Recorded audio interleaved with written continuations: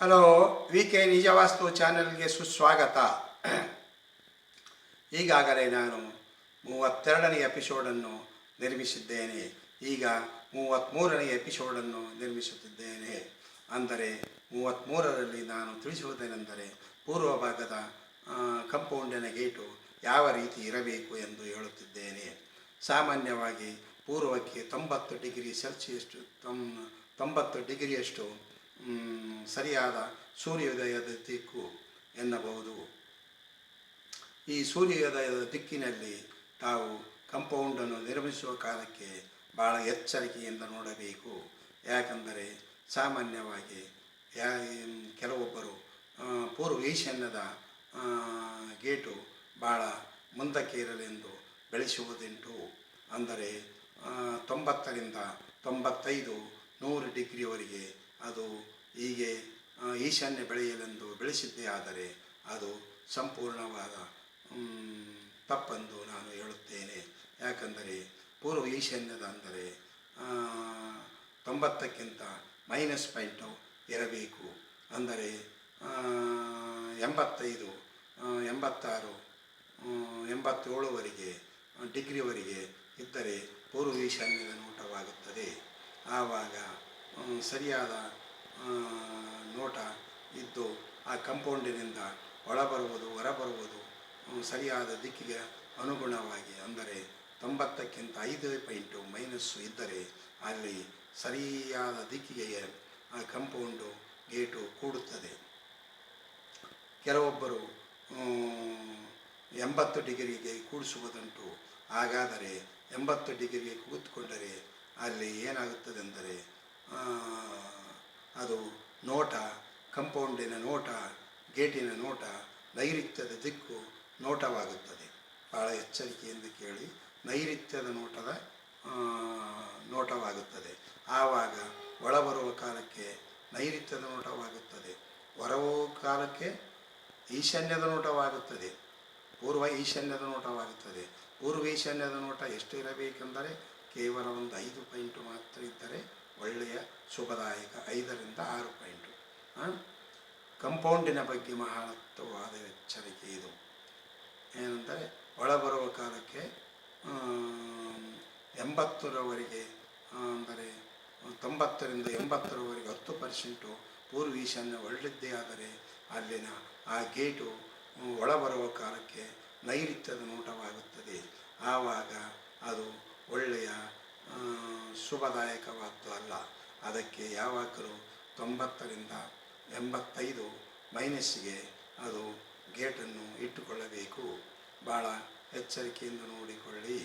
ಅದೇ ರೀತಿ 90ರಿಂದ ಕೆಲವೊಬ್ಬರು ಏನಂತಾರೆ, ನಾವು ಪೂರ್ವ ಈಶಾನ್ಯ ಕಂಪೌಂಡು ಬೆಳೆಸುತ್ತೇವೆ ಅಂತ ಹೇಳುತ್ತಿದ್ದಾರೆ. ಏನು 90 ಡಿಗ್ರಿಗಿಂತ ಹೆಚ್ಚಾಗಿ ಬೆಳೆಸಿದರೆ ಅಲ್ಲಿ ಅದು ನೋಟ 90ರಿಂದ 95, 100 ಡಿಗ್ರಿವರೆಗೆ ಅದು ಒಳ್ಳೆದ್ದೇ ಆದರೆ, ವಾಲಿದ್ದೇ ಆದರೆ ಅದರ ನೋಟ ಆಗ್ನೇಯ ನೋಟ, ಗೇಟಿನ ನೋಟ ಆಗ್ನೇಯ ನೋಟ. ನಾವು ಪ್ರತಿನಿತ್ಯ ಹೊರಗೆ ಹೋಗುವ ಕಾಲಕ್ಕೆ ಆಗ್ನೇಯನ್ನು ನೋಡಿ ಮುಖವನ್ನು ನೋಡಿಕೊಂಡು ಹೋಗುತ್ತೇವೆ. ಆಗ್ನೇಯ ಎಂಬುದು ಜಗಳ, ಇಲ್ಲ ಸಲ್ಲದ ಅಪನಿಂದನೆ, ಅಪವಾದ, ಅಪಕೀರ್ತಿ. ಇದು ಎಷ್ಟೋ ರೀತಿಯ ಮನೆಗಳಲ್ಲಿ ಕಂಪೌಂಡುಗಳು ಈ ರೀತಿ ಕೆಟ್ಟದ ದುಷ್ಪರಿಣಾಮಗಳು ಬೀರಿದ್ದಾವೆ. ಅದಕ್ಕೆ ನಾನು ಅದೆಷ್ಟೋ ಮನೆಗಳಲ್ಲಿ ಕಂಪೌಂಡುಗಳನ್ನು ಸರಿಯಾದ ದಿಕ್ಕಿಗನುಗುಣವಾಗಿ ಕೇವಲ 85% ನೋಟ ಬೀರುವ ಹಾಗೆ, ಅಂದರೆ ಪೂರ್ವ ಈಶಾನ್ಯದ ನೋಟ ಬೀರುವ ಹಾಗೆ ನಾನು ನಿರ್ಮಿಸಿಕೊಟ್ಟು ಬಂದಿದ್ದೇನೆ. ಈಗ ಅವರು ಅಲ್ಲಿ ವಾಸಿಸುವುದು ಒಳ್ಳೆಯ ಸಂತೋಷದಿಂದ ವಾಸಿಸುತ್ತಿದ್ದಾರೆ ಎಂದು ನಾನು ಹೇಳಲು ಇಷ್ಟಪಡುತ್ತೇನೆ. ಅದಕ್ಕೆ ತಾವು ಯಾವಾಗಲೂ 90 ಡಿಗ್ರಿಗಿಂತ ಮೇಲ್ಪಟ್ಟು 95, 100 ನೋಟ ಇರುವ ಹಾಗೆ ನಮ್ಮ ಈಶಾನ್ಯದ ನೋಟ ಇರಲಿ, ಪೂರ್ವ ಈಶಾನ್ಯದ ನೋಟ ಇರಲಿ ಎಂದು ಯಾವ ರೀತಿಯಲ್ಲಿ ನೀವು ತಪ್ಪು ಮಾಡಬಾರದು. ಭಾಳ ಎಚ್ಚರಿಕೆಯಿಂದ ನೋಡಿ. ಯಾವಾಗಲೂ 90ಕ್ಕಿಂತ ಕಡಿಮೆ, ಅಂದರೆ 85% ಬರುವವರಿಗೆ ಮಾತ್ರ ನೀವು ಕಂಪೌಂಡಿನ ಗೇಟು ನಿರ್ಮಿಸಿಕೊಳ್ಳಿ ಎಂದು ಹೇಳಿ ನಾನು ಹೇಳುತ್ತೇನೆ. ಅದಕ್ಕೆ ತಾವು ಸರಿಯಾದ ದಿಕ್ಕಿಗನುಗುಣವಾಗಿ ನೋಡಿ, ಸರಿಯಾದ ರೀತಿಯಲ್ಲಿ ಕಂಪೌಂಡನ್ನು ನಿರ್ಮಿಸಿಕೊಳ್ಳಬೇಕು. ಮನೆಗೆ ಕಂಪೌಂಡು ಎನ್ನುವುದು ಎಂದರೆ ಏನು? ಮನೆಯ ರಕ್ಷಕ. ಒಂದು ಉದಾಹರಣೆಗೆ ಹೇಳಬೇಕೆಂದರೆ, ಕೆಲವೊಂದು ದೊಡ್ಡ ದೊಡ್ಡ ಮಾಲೀಕರು ತಮ್ಮ ರಕ್ಷಣೆಗಾಗಿ ಸೆಕ್ಯೂರಿಟಿ ಗಾರ್ಡ್ ಅನ್ನುತ್ತಿದ್ದಾರೆ. ಆ ಸೆಕ್ಯೂರಿಟಿ ಗಾರ್ಡ್ಗಳನ್ನು ಇಟ್ಟುಕೊಂಡಿರುತ್ತಾರೆ. ಯಾಕೆಂದರೆ ಅವರು ಒಳ ಹೋಗುವುದು ಬರುವವರು ಒಳ್ಳೆಯವರು ಕೆಟ್ಟವರು ಯಾವ ರೀತಿ ಇರುತ್ತದೆ ಎಂಬುದು ಸೆಕ್ಯೂರಿಟಿ ಅಂದರೆ ಪರೀಕ್ಷೆ ಮಾಡಿ ಒಳಗೆ ಬಿಡುತ್ತಾರೆ.